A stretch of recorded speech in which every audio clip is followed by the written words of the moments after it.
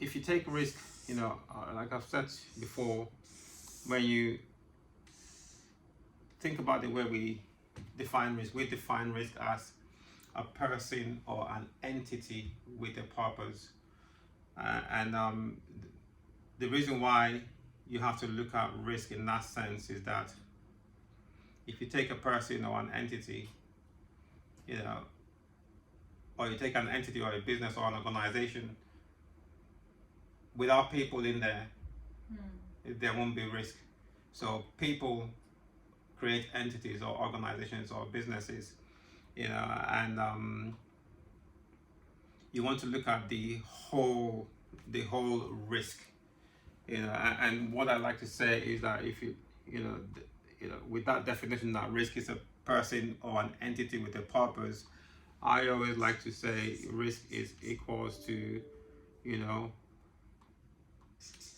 P, or risk is equal to you the person,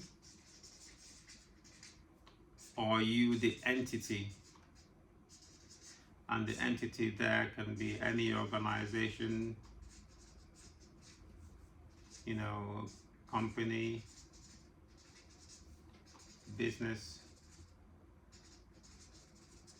project, anything that has a purpose or an outcome, can be referred to as the entity there. So that's the whole of risk. Yeah. So that whole entity is the purpose you want to achieve. The entity is established for a purpose. Santander, Barclays, Tesco, the Tasty Bites over there, it's all established for a purpose. And if people were to think about that, risk from that perspective, that risk is equals to you achieving your purpose, then there will be less failures in business.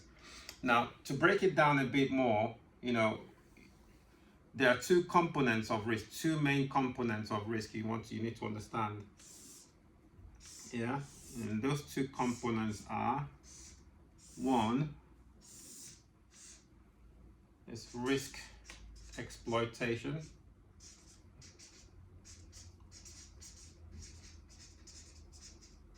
and the other one is risk management.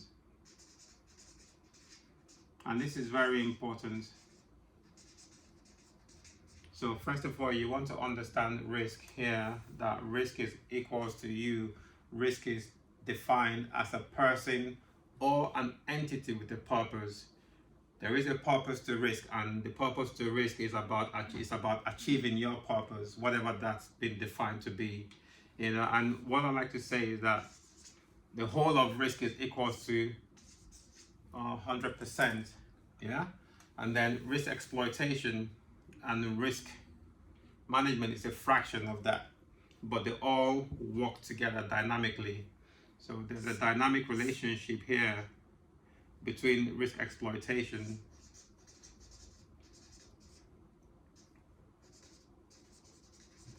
there's a dynamic relationship here between risk exploitation and risk management, which gives you the outcome you're looking for in your risk here, which is the defined purpose.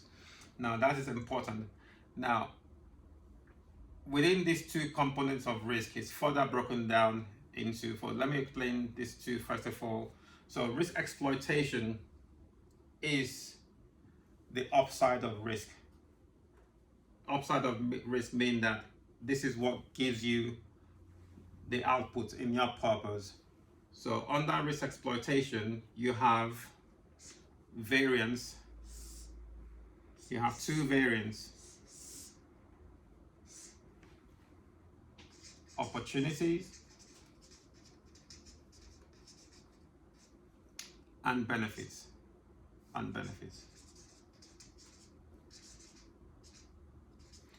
And then under risk management, you have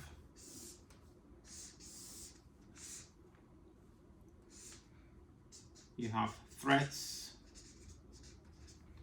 and issues or problems. You can call them problems or issues. I'm losing color on that. Yeah. So And then let me just break this down further. So under your risk exploitation, so I like to say risk exploitation is 80% focus area and 20% on risk management. So you can see that risk management being 20%, of that 100 is it's a smaller fraction in terms of what you need to focus on, whereas risk exploitation is 80%. So this is where you want to spend most of your focus. So I always say that risk exploitation is the combination of your opportunities and benefits. Now, while pursuing your opportunities and benefits, you want to be dynamic with risk management.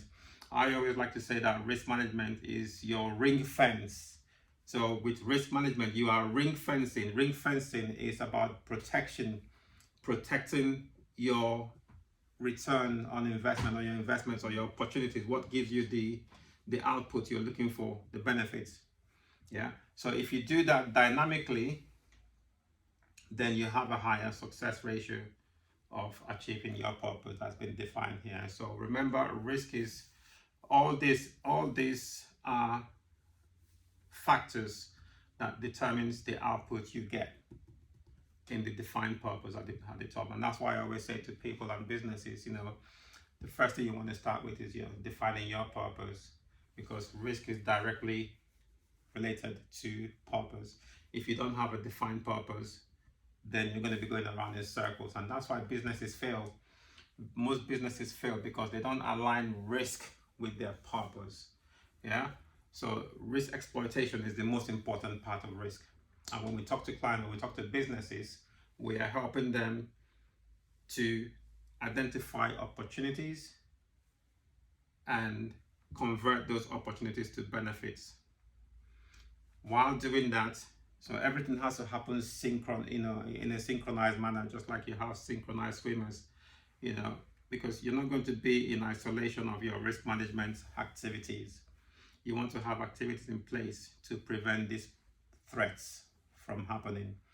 So one of the biggest problems in risk is that, people use risk or use the word risk. So it's important to understand, word psychology, because words have a way of,